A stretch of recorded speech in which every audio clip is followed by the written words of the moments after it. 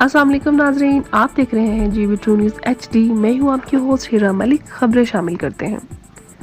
سکردو سے 5 فروری 2023 کو یوم یکجہتی کشمیر کے حوالے سے Gilgit Baltistan youth assembly Baltistan division کے زیر اہتمام ایک عظیم شان ریلی نکالی گئی، جو کہ بامقام DC آفس سے ہوتے ہوئے نیو یادگار پر اختتام پذیر ہوا۔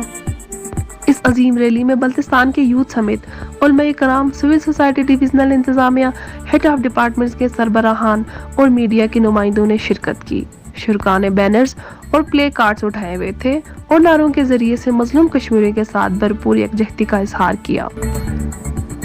اور نیو یادگار پہنچ کر صدر گلگت بلتستان یوتھ اسمبلی منظور حسین نقیبی نے بھارت کے مظالم اور بے بنیاد میڈیا اور سوشل میڈیا چینلز کی پروپیگنڈوں کی پرزور مزاحمت کی اور کشمیریوں کے حق میں قرارداد پیش کیے۔ اور مولانا قاری رسول اور ایڈیشنل کمشنر عباس علی نے بھی کشمیریوں کے ساتھ اظہار یکجہتی اور بھارتی مظالم کا پرزور الفاظ میں مزاحمت کی۔